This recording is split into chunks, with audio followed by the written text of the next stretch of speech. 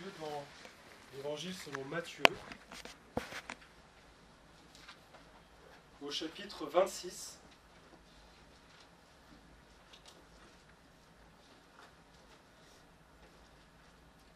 Matthieu, chapitre 26.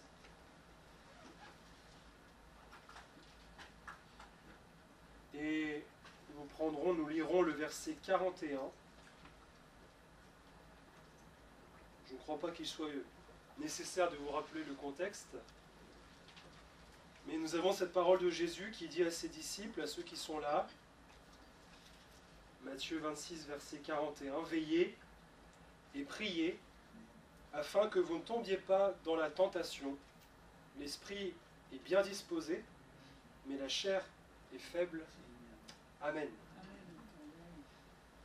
J'avais préparé un message tout autre. J'avais préparé un message sur l'espérance vivante.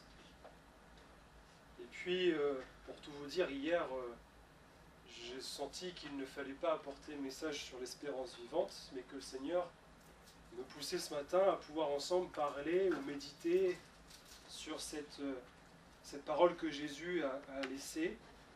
Veillez, priez, afin que vous ne tombiez pas dans la tentation, et nous retiendrons pour la méditation ce matin cette exhortation du Seigneur, cet avertissement, ne pas tomber dans la tentation.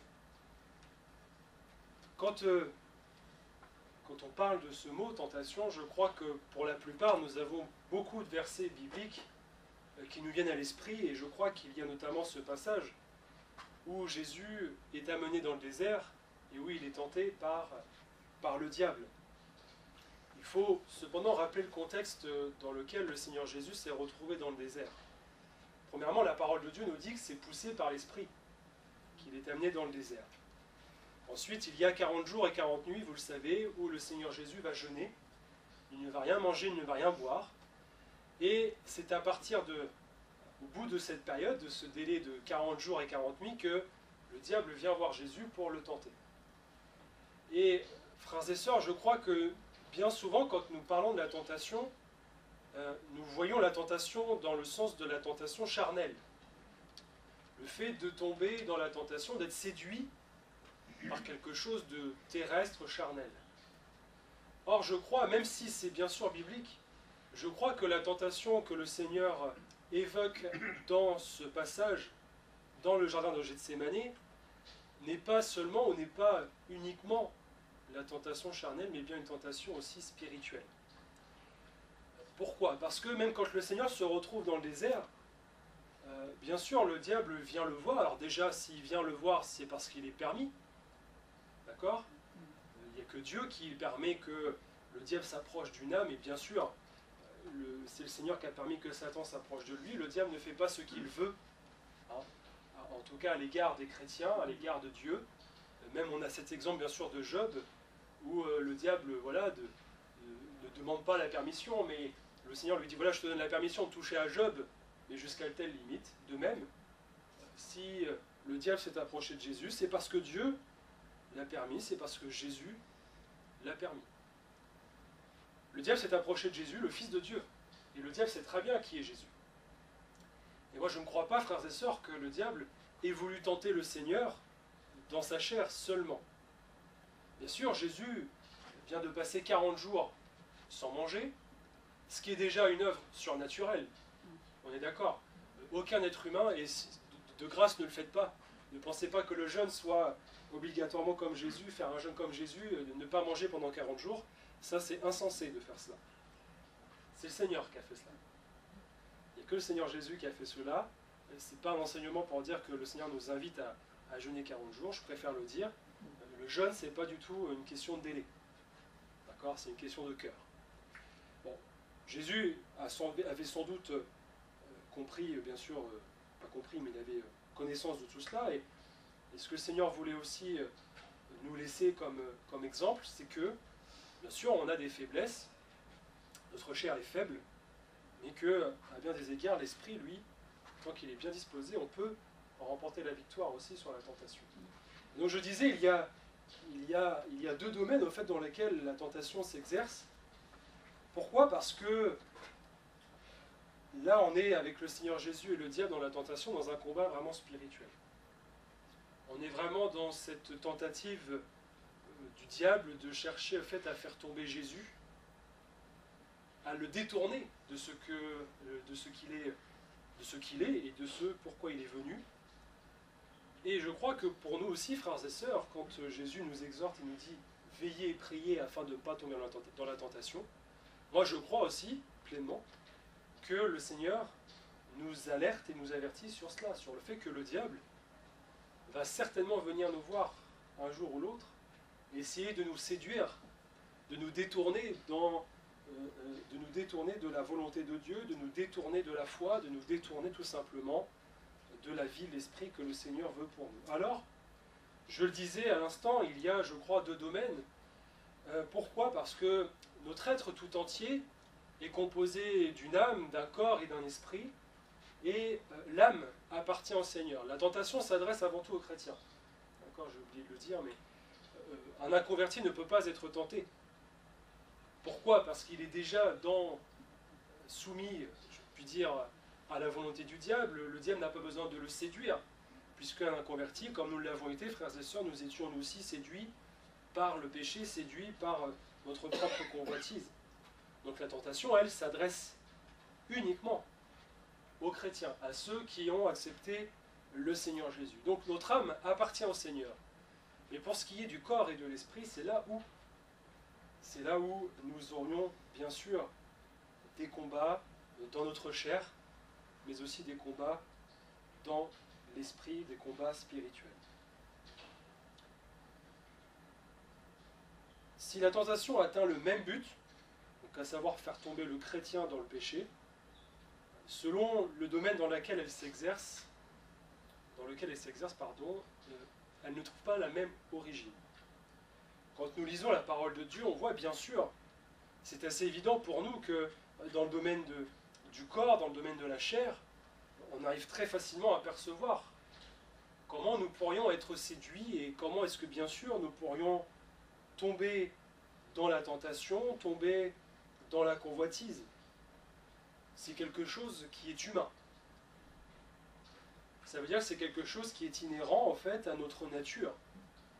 On ne peut pas, frères et sœurs, nier le fait que nous sommes des êtres humains. Dieu nous a créés comme nous sommes, et béni soit Dieu. Comme dit David, je suis une créature si merveilleuse. Quand on voit comment est le corps humain, on peut dire Seigneur, bien sûr, cela n'est pas le fruit du hasard ou le fruit d'une transformation biologique, d'une évolution de quelconque, etc. C'est la preuve pour nous que le Seigneur Jésus, que le Dieu Tout-Puissant, nous a créés. La femme est enceinte du deuxième enfant, on s'émerveille encore une fois à voir grandir un petit être, etc. On se dit, mais comment la vie peut-elle être donnée comme ça? Comment est-ce que la vie peut se développer sans que l'on ait rien à faire? La chose se fait naturellement, et ça c'est une preuve de la toute-puissance de Dieu, c'est une preuve de l'existence même de Dieu, je le crois, et nous le croyons. Mais notre corps aussi a ses faiblesses. L'esprit est bien disposé, mais la chair est faible. Et frères et sœurs, nous avons chacun notre propre tentation. Ce que je veux dire par là, c'est que, puisqu'il est question de la convoitise, de la chair, nous ne sommes pas tous de la même... Nous ne réagissons pas de la même manière, nous n'avons pas les mêmes réactions face à la tentation. Il y a des choses pour lesquelles on va être peut-être plus faible que certaines ne vont pas l'être. Il y a différents domaines comme cela, différents exemples, vous en avez, je ne vais pas forcément les étayer ce matin. Chacun, je laisse libre au Saint-Esprit de mettre à chacun sur le cœur ce qui peut être une faiblesse pour nous, ce qui peut être une tentation, une séduction. Et ce qu'il y a derrière cela, je crois, c'est pas, comment dire, c'est certes une épreuve, frères et sœurs. Et je crois que quand on lit la parole de Dieu, notamment l'apôtre Paul dit qu'il est mis à l'épreuve par sa chair. Ça veut dire que, vous avez l'expression l'épreuve dans la chair, ça montre bien qu'il y a un combat qui est charnel. Il y a un combat, et ça il ne faut pas le nier, on aura forcément ce combat jusqu'à la fin, frères et sœurs. Jusqu'à temps que notre être tout entier soit transformé, régénéré, ressuscité à la gloire de Dieu. jusqu'au jour où le Seigneur nous reprendra avec lui, et où le corps sera poussière, l'esprit retournera à Dieu, et l'âme sera au Seigneur. Jusqu'à la fin, nous aurons ces combats, ces tentations. Donc ce que je veux dire par là, c'est que le résultat de cette réflexion, ce n'est pas de dire à la fin, bon, je me culpabilise de tout. Vous avez deux extrêmes. Vous pouvez très bien vous dire, oh, il y a encore ci, il y a encore ça, c'est pas normal. C'est pas normal de tomber ici, c'est pas normal. Alors bien sûr, je ne dis pas que c'est normal de tomber dans la tentation, dans le péché. Mais ce que je veux dire par là, frères et sœurs, ne nous culpabilisons pas d'avoir ces combats-là, d'avoir ces luttes dans notre chair. C'est normal. C'est normal de lutter jour après jour contre notre chair. Le Seigneur nous rappelle, et la parole de Dieu nous le dit, il faut nous souvenir que notre chair est crucifiée avec Christ. Et ça doit être tous les jours. Tous les jours, on doit renoncer à notre chair, à ses désirs, à ce qu'elle veut, à ce à quoi elle tend. Elle n'a aucun droit, notre chair. Quand nous avons rencontré Christ, nous apprenons qu'elle n'a aucun droit. Et c'est cela qu'il faut que nous rappelions à notre esprit, à notre cœur chaque jour. Et l'autre extrême, ce serait de dire que finalement, puisqu'on est au Seigneur, tout est bon. Après tout, on n'a plus la sensation de la tentation, puisqu'on dit non au Seigneur, etc. Et voilà, de voir forcément toute chose comme étant, ou même toute tentation comme étant vraiment un combat, une attaque du diable. Frères et sœurs, non. Les convoitises de la chair ne sont pas des attaques du diable. D'accord ? Il faut que l'on ait le discernement avec la grâce de Dieu et l'aide du Saint-Esprit pour saisir quand il y a des choses qui viennent effectivement du diable. Mais quand il y a des choses qui sont inhérentes à notre nature, ce n'est pas une attaque du diable. C'est notre chair. D'accord ? C'est pas une épreuve. Ça, c'est pas un combat spirituel. C'est pas un combat contre le diable, c'est un combat contre notre chair, c'est une lutte.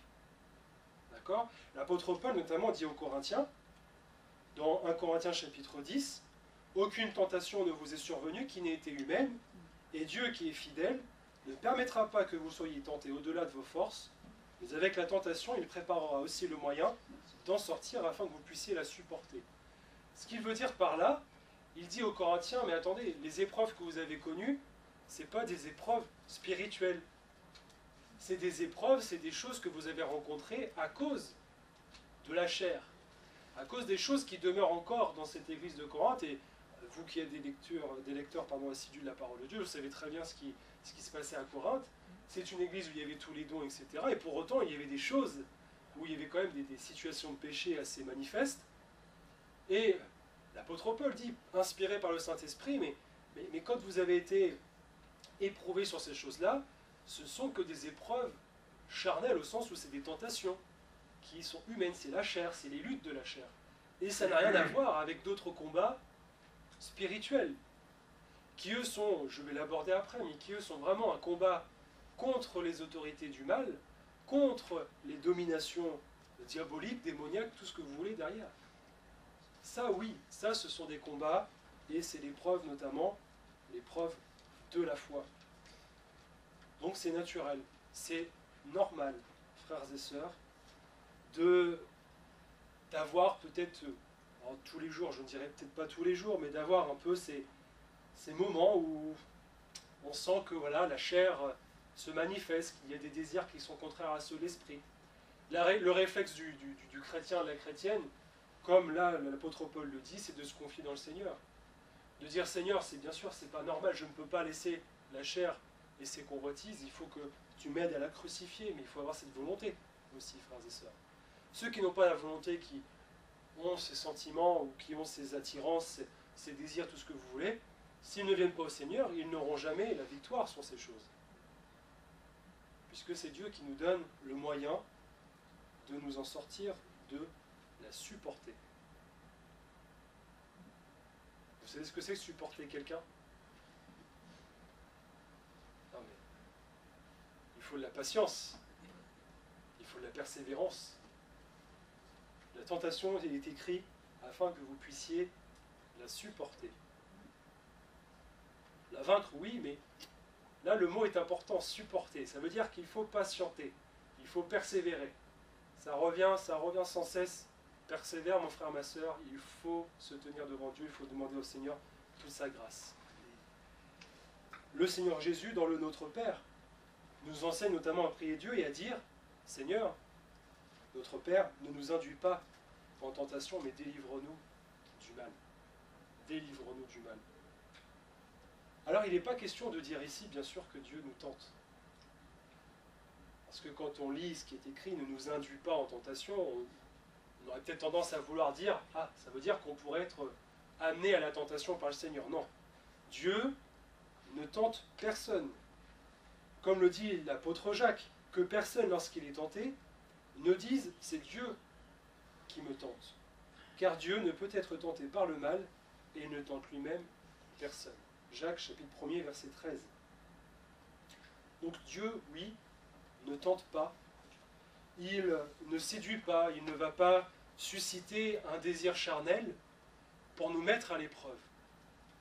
Ça, je crois qu'il y a parfois des dérives ou peut-être, comment dirais-je, une ignorance à ce sujet, frères et sœurs.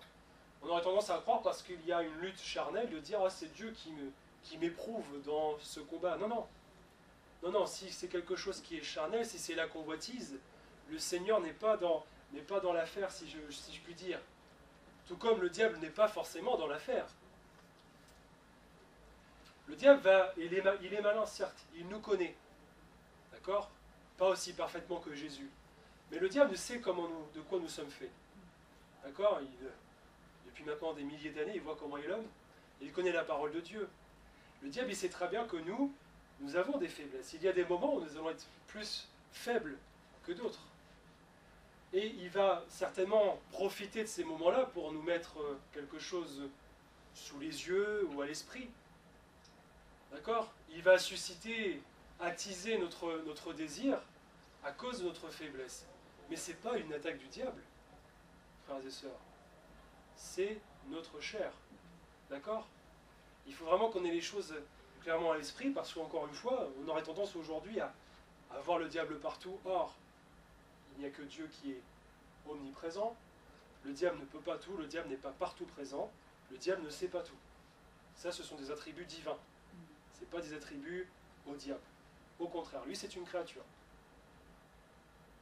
Il n'a aucun pouvoir, seulement celui que Dieu lui laisse. Vous le croyez ou pas? Et là, on se dit, mais ah bon? Alors tout ce qu'il fait, c'est dire que Dieu le permet. Qui est-ce qui a créé, pardon, le diable? C'est un ange, d'accord? Il était un ange avant, ange déchu. Donc c'est bien Dieu qui l'a créé. Je vous laisserai à la réflexion et à la méditation là-dessus. On ne trouve pas forcément toutes les réponses, mais quand on prend conscience de tout ça, on se dit mais tout est entre les mains de Dieu. Bon, petite parenthèse que je referme. En tous les cas, frères et sœurs, on ne peut pas dire non plus que l'épreuve de la foi, ce soit la tentation charnelle. C'est pas un combat que de tenir, un combat de la foi que de tenir face à la convoitise de la chair. L'apôtre Jacques nous dit que chacun est tenté quand il est attiré et amorcé par sa propre convoitise, puis la convoitise, lorsqu'elle a conçu, enfante le péché, et le péché étant consommé, produit la mort. Donc, c'est ce qu'il y a en moi qui m'entraîne dans la convoitise, qui m'entraîne sur le danger du péché, de tomber dans la désobéissance à Dieu. Si j'ai convoité, la chair étant opposée à la volonté de Dieu, elle m'entraîne sur ce chemin du péché, elle m'entraîne dans le péché. L'épreuve de la foi, quand vraiment j'ai pris le temps de vraiment reprendre tous les textes, beaucoup de textes bibliques sur la tentation, sur l'épreuve, elle, au contraire, elle ne consiste pas à éprouver les convoitises humaines dans cette épreuve de la foi. L'épreuve de la foi, frères et sœurs, c'est le Seigneur qui éprouve ce que nous avons reçu de lui. La foi, on en conviendra ensemble, vient de ce que l'on entend. D'accord, de la parole de Dieu. Donc je reçois une parole du Seigneur parce que je prie, parce que je lis ma Bible. Le Seigneur me met une conviction, me met une parole. Et là, le Seigneur va vraiment éprouver notre cœur. Là, il va peut-être mettre sur notre chemin un frère, une sœur, avec lequel nous allons discuter sur cette conviction, cette direction que nous avons reçue du Seigneur. Peut-être que le frère ou la sœur va dire, tu es sûr de ce que tu as reçu? Peut-être qu'il va dire, mais moi je ne crois pas que ce soit la volonté de Dieu. Peut-être que vous allez peut-être même entendre un don spirituel qui va aller dans le sens contraire de votre conviction. Alors frères et sœurs, je ne dis pas à travers tout cela que ce ne sont pas non plus des avertissements que le Seigneur nous donne, parce que parfois on peut aussi avoir des convictions, avoir des raisonnements qui ne soient pas du tout fondés sur la parole de Dieu. Et peut-être que par un frère, une sœur, un don spirituel, le Seigneur nous avertit et essaye de nous ramener sur sa volonté. Mais il faut qu'on soit en mesure dans ces moments-là, frères et sœurs, de vraiment nous remettre en question. Et remettre en question ce que nous avons reçu. Et remettre en question ce que nous avons reçu, ça veut dire, bon Seigneur, j'ai reçu cette parole, j'entends d'autres personnes ou j'entends des choses contraires, mais aide-moi à confirmer cela. Et on va se mettre à relire la parole de Dieu, en tout cas à reméditer, peut-être à reprier, etc. Et on va s'attendre au Seigneur. Voyez-vous, je le redis parce qu'il me semble l'avoir déjà dit ici, quand je me suis fiancé avec Florence, j'ai eu une discussion, enfin on a eu une discussion, quelqu'un est venu voir Florence au bout d'un certain temps en lui disant mais tu es sûr que c'est bien la volonté de Dieu, etc. Moi j'ai reçu ceci et ceci et ceci. Ce qui fait qu'on s'est suivi une discussion avec Florence, un échange avec ma fiancée de l'époque. Elle me disait bon qu'est-ce que tu en penses, etc. Et je disais non. C'est bon, j'ai éprouvé la conviction que j'avais reçue, je l'ai éprouvée de manière spirituelle, j'avais reçu des choses spirituelles. Et moi, ça me fait penser, frères et sœurs, aussi, à l'apôtre Paul. Je ne me compare pas à lui. Mais quand l'apôtre Paul est en train de se diriger vers Jérusalem, et que vous avez Agabus, qui, par une prophétie, par un don spirituel, va dire, voilà, prend la ceinture de l'apôtre et dit voilà, comment tu vas finir, tu vas être lié à Jérusalem, etc. Et vous avez les frères et sœurs qui prient, qui supplient l'apôtre en disant mais ne va pas à Jérusalem. Que dit l'apôtre? Il est attristé quelque part, il est peut-être pas surpris, mais il dit mais est-ce que j'ai reçu? Mais je sais pourquoi je vais à Jérusalem. J'ai reçu la part de Dieu, je vais faire cela. Et on pourrait croire des fois, frères et sœurs, que moi je me suis dit, des fois ce texte m'arrête en disant mais Seigneur, est-ce que tu as permis, comme c'est un don spirituel, n'est-ce pas? Donc c'est par le Saint-Esprit qu'il a apporté cela, qu'il a révélé ces choses. Et les frères et sœurs qui ont entendu ce don, qui ont vu cela, tout de suite ont laissé un peu leur chair parler, leurs émotions en disant mais Paul, ne va pas à Jérusalem, tu vas finir prisonnier. Et vous avez parfois, frères et sœurs, aussi dans notre vie, une direction à prendre, et ces frères et sœurs qui, bien sûr, restent des frères et sœurs que l'on aime, mais qui s'inquiètent parce qu'ils voient les choses différemment. Et quand on a reçu du Seigneur, l'épreuve de la foi, là on s'appuie sur ce qu'on a reçu. Non pas sur ce que l'on voit, ce que l'on entend des autres, mais ce qu'on a reçu de la part de Dieu. Et ça fait une différence, frères et sœurs. Ça fait une grande différence parce que le jour où, pour suivre l'exemple du mariage, le jour où peut-être dans le mariage, dans le couple, ça va mal, qu'il y a des difficultés, qu'il y a justement des épreuves, on ressort ces textes à notre esprit, sur notre cœur, on dit mais Seigneur, voilà tel verset. Et moi du moment que ça vient de la parole de Dieu, du moment que c'est la parole de Dieu, le reste, je les balaye d'un revers de la main en disant le reste c'est rien. Vous voyez ce que je veux dire, c'est quand on a après la vie avec l'esprit, on comprend, on se dit bon, il y a peut-être des choses. Et voyez-vous frères et sœurs, le Seigneur ne va pas nous amener dans l'épreuve de la foi en nous tentant, en essayant d'attiser notre désir en disant tu vas quitter un bon travail, tu vas quitter un bon salaire, tu vas quitter une belle région, tu vas quitter tel frère, telle sœur, etc. Tu vas plus avoir ceci, tu vas plus avoir cela. Ça, frères et sœurs, est-ce que c'est vraiment le Seigneur qui éprouve notre foi? Moi je ne crois pas, je crois plutôt que c'est la chair et ses désirs, ses convoitises en disant ah regarde ce que... Et quand l'épreuve de la foi, c'est dire est-ce que tu as réellement reçu ce que tu crois. Est-ce que cette conviction, elle est vraiment biblique? Est-ce qu'elle est spirituelle? Est-ce qu'elle vient vraiment de Dieu? Et ça, il ne faut pas hésiter, frères et sœurs, à savoir se remettre en question là-dessus. Il faut savoir avoir cette période, ce moment avec le Seigneur pour vraiment se remettre en question sur ce que nous avons reçu, pour dire Seigneur, si je l'ai reçu, est-ce que vraiment cela vient de toi, ou est-ce que c'est moi, dans mon esprit, dans mes pensées, dans mes réflexions, qui pense cela? Et vous, moi je me méfie beaucoup aussi des rêves. Parce que oui, bien sûr, un chrétien, le Seigneur aujourd'hui encore, donne des songes.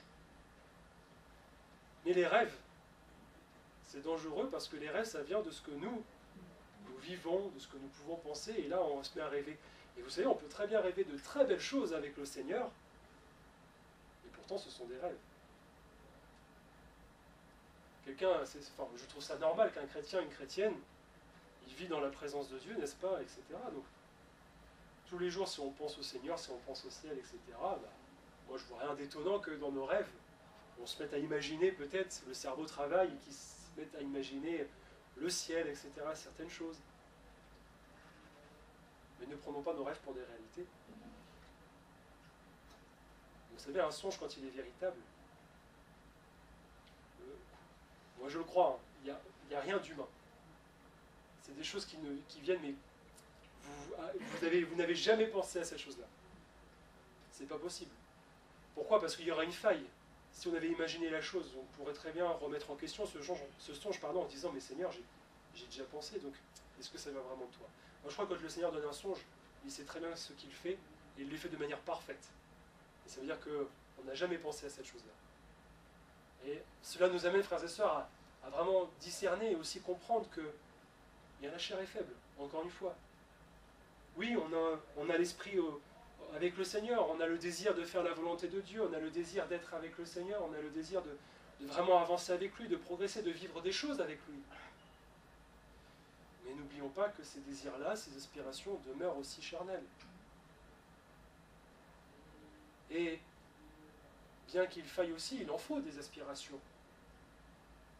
Comme la parole de Dieu dit, que celui qui aspire à être évêque, pasteur, je dis celle, pas le ministère de la femme, je me reprends, celui qui aspire à la charge d'évêque, c'est une bonne chose, d'aspirer, d'avoir ses désirs, de servir le Seigneur.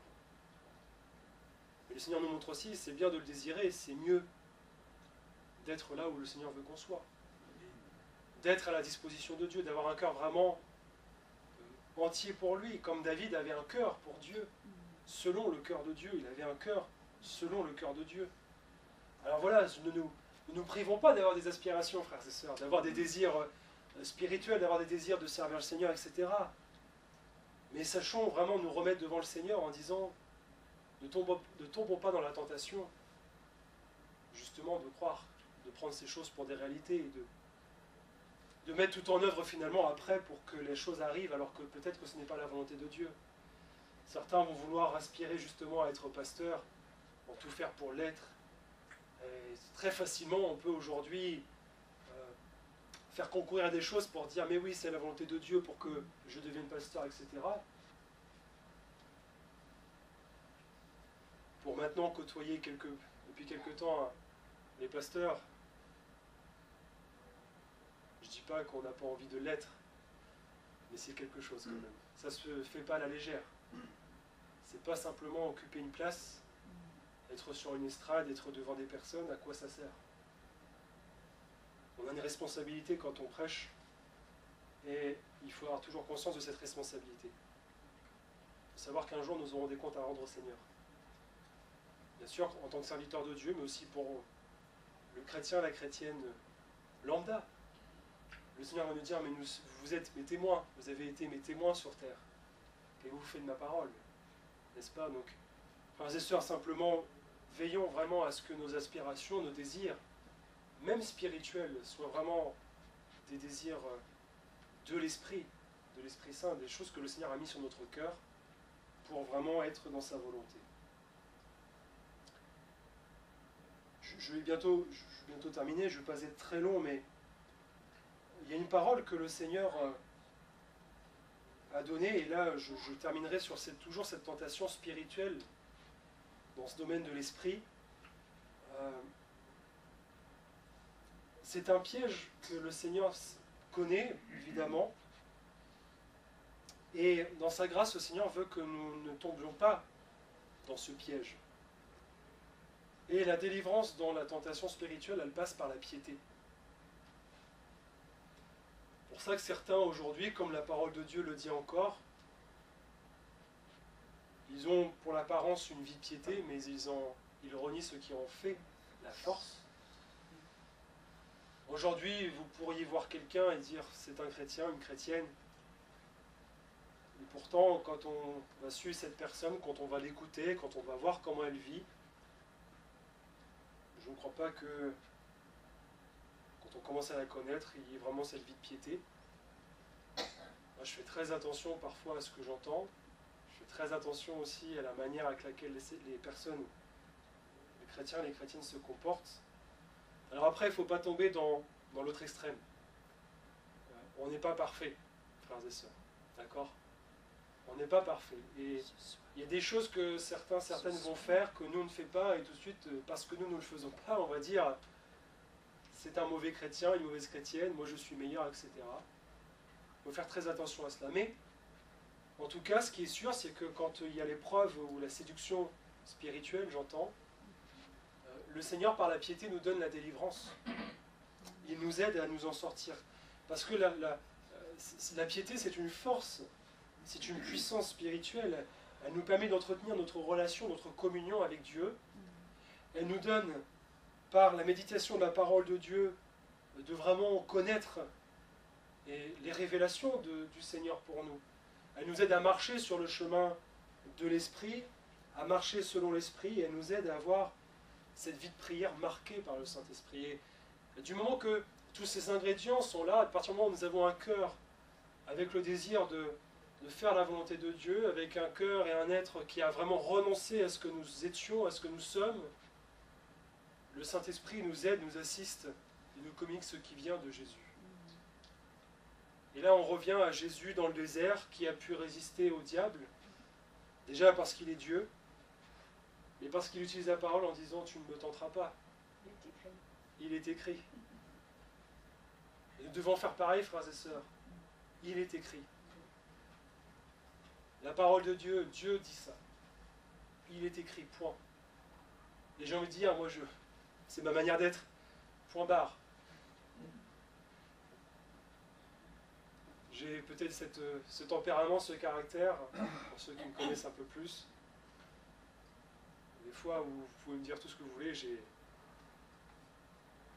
on dirait dans le roumois, une tête de blin. Vous savez ce que c'est qu'un blin?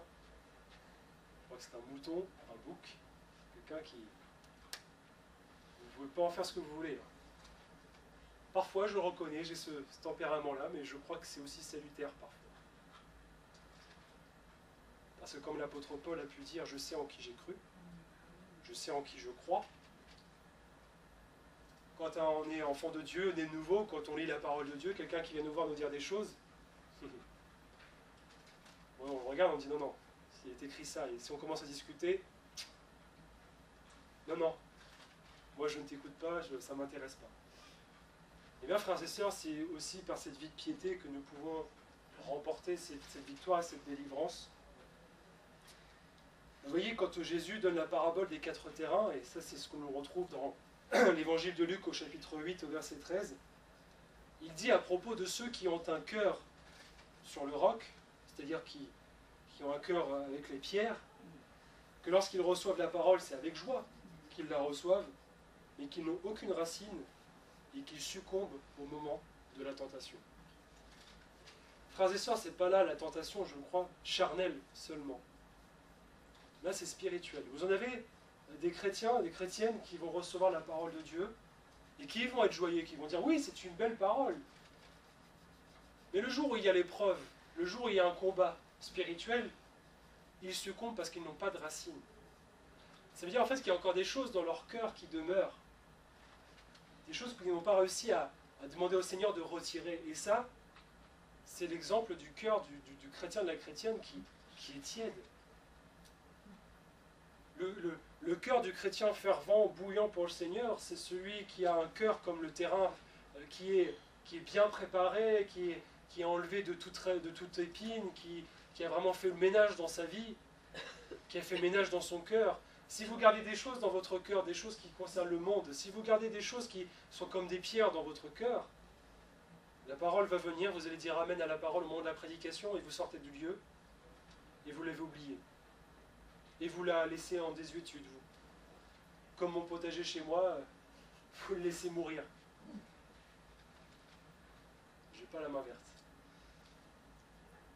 Et ça, frères et sœurs, c'est des images aussi que le Seigneur emploie pour nous permettre de comprendre qu'il est nécessaire pour nous, avant de progresser avec le Seigneur, avant d'aspirer à des choses merveilleuses, à vivre des choses vraiment glorieuses avec lui, avant de vivre des choses qui sont spirituelles, commençons déjà par faire le ménage de notre cœur. Commençons déjà par avoir vraiment des racines ancrées en Christ, ancrées dans sa parole, à dire mais ce qui est écrit, c'est la vérité, je le crois. C'est la foi, c'est l'espérance vivante, c'est l'amour de Dieu qui est manifesté par sa parole. Donc ne pensons pas qu'on peut laisser ces choses dans notre cœur et croire qu'on peut, après lire, accompagner le Seigneur dans le jardin de Gethsémani, dire, entendre le Seigneur nous dire « Veillez, priez, ne tombez pas dans la tentation ». Dire « Oui Seigneur, moi je ne te laisserai jamais tomber ». C'est faux. On ne peut pas dire ça au Seigneur. On ne peut pas dire « Seigneur, jamais je ne te laisserai tomber ». C'est pas possible. Alors on se comprend, frères et sœurs, ça nous est arrivé bien sûr peut-être de le dire ou même de le penser, parce qu'on est au début peut-être de notre conversion, ou que dans notre marche avec le Seigneur, on vit un moment tellement intense avec lui, on est tellement proche de lui, on dit « Seigneur, jamais je ne te laisserai tomber ». Et Pierre a dit cela, et le Seigneur lui a dit « Mais dans la nuit même, tu me renieras ». Alors, veillons, prions, parce que on a conscience, et on doit avoir conscience de ce que nous sommes, de notre chair, conscience de les luttes, des combats que l'on a à mener, frères et sœurs. Et il faut que le Seigneur nous fasse grâce dans ces dangers, dans ces menaces qui sont bien réelles, qui sont bien présents, qui sont grands parfois. Et voyez-vous, quand je préparais ce message, même pour la tentation spirituelle, je crois qu'il y a aussi cette séduction aujourd'hui spirituelle, dans le sens où, malheureusement, dans beaucoup d'églises, dans le monde chrétien, on est tenté aussi de vivre des choses spirituelles, voyez, fausses. Parce que justement, il y a des désirs qui sont humains, charnels. Croire que par l'émotion, on peut faire venir le Saint-Esprit. Croire que forcément la vie avec le Seigneur, c'est une vie où on est tout le temps là-haut, sur la montagne, où tout va bien, etc. Ça, je crois que ce sont aussi, frères et sœurs, des séductions spirituelles. Hein. C'est des faux raisonnements, des fausses pensées, des choses qui sont totalement, je ne dis pas anti-bibliques, voyez-vous, mais qui n'ont aucun fondement biblique. C'est-à-dire qu'on tord les Écritures, et aujourd'hui, on est dans ce monde-là. Je parle du monde spirituel, hein, n'est-ce pas? On est dans cette période où eh bien, l'apostasie est aussi une séduction. Hein.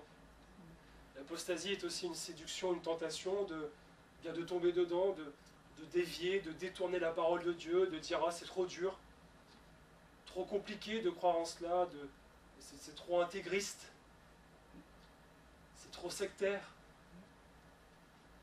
Et parce qu'on croit cela, on se détourne, on se dit « Non, faut essayer de ramener du monde, il faut essayer de ne plus être persécuté ». Voyez-vous, là, je ferai une brève parenthèse, mais là, il y a un documentaire qui est sorti par France 2, envoyé spécial là, sur les évangéliques. Et moi, ce qui me fait, là où j'hallucine, c'est les réactions, quoi. Et tout ce qui est déployé comme force, comme énergie pour dire « Oh, c'est faux ce qui est dit, etc. » Mais je dis « Mais ils ont que ça à faire. Qu'est-ce qu'on a à attendre du monde? Qu'est-ce qu'on a à attendre des gens du dehors? Mais peu importe, évidemment, le monde ne va pas faire l'éloge de l'église évangélique, ne va pas faire l'éloge des chrétiens. Enfin, le monde appelle mal ce qui est bien et appelle bien ce qui est mal. Enfin, faut pas s'attendre. Et je trouve ça Et je trouve que ça, c'est un piège. C'est un piège pour les chrétiens de tomber dans ce genre de combat, de croire que, ou même on va dire, ben voilà, on s'attaque à Israël, tout de suite, non, on touche pas à Israël, c'est le peuple de Dieu, etc. Mais ce que fait Israël à Gaza, c'est pas ce que Dieu veut, loin de là. Dieu est contre le fait de tuer des hommes, des femmes, des enfants, des civils, que l'on soit, qu'ils soient de Gaza, qu'ils soient d'Israël ou de tout autre pays, ukrainien, russe, tout ce que vous voulez, le Seigneur est contre la guerre, est contre ces choses. Et vous avez toute une force, tous des moyens qui sont déployés pour ça. Mais pour moi, ça, c'est des pièges dans lesquels ces chrétiens, ces chrétiennes tombent. On peut pas, je ne veux pas les juger, voyez-vous, parce que je crois qu'il n'y a pas d'enseignement derrière. Je crois que derrière, il faut aussi les reprendre en disant laisse le Seigneur s'occuper de ces choses-là, d'accord, hein, il y a d'autres combats à mener déjà spirituels. Avant de s'occuper d'Israël, de Gaza, déjà occupons-nous de ceux qui sont autour de nous. Occupons-nous de nos enfants, occupons-nous de ceux qui sont nos collègues de travail, nos amis qui ne sont pas au Seigneur. Là, oui, là, il y a un combat. Là, il faut prier. Là, il faut dire Seigneur, intercède. Aussi. Veillez, priez, frères et sœurs. Eh bien, veillons et prions pour que le Seigneur nous fasse grâce. Parce que, et je terminerai avec ce verset, le Seigneur s'est délivré de l'épreuve les hommes pieux. 2 Pierre, chapitre 2, verset 9. Le Seigneur s'est délivré de l'épreuve les hommes pieux. Le Seigneur nous délivre de la tentation, il nous délivrera toujours de la tentation. À partir du moment où nous mettons notre confiance en lui et nous crions à lui pour qu'il nous délivre. De même pour, bien sûr, les épreuves de la foi, les combats spirituels, frères et sœurs. Tout se passe dans la vie de prière, dans la vie de cette piété que nous devons avoir avec le Seigneur. Alors que le Seigneur soit béni, que le Seigneur puisse être pour vous encore un encouragement, un refuge dans vos combats, dans vos luttes. Voyez-vous, il y a vraiment... c'est pas parce qu'on est chrétien peut-être depuis des années que même les tentations charnelles ne sont pas là, frères et sœurs. On peut aussi tomber dedans. Mais le chrétien, la chrétienne, il a cette grâce et il doit avoir ce réflexe aussi de venir aussitôt à la croix et dire Seigneur, pardon parce que j'ai fauté, parce que je me suis laissé avoir par ma chair, par toutes sortes de choses. Mais voilà, il faut aussi avoir un cœur sincère avec le Seigneur. Amen. Amen. Merci Seigneur encore pour ta parole et pour ces avertissements, ces exhortations que tu nous as laissées.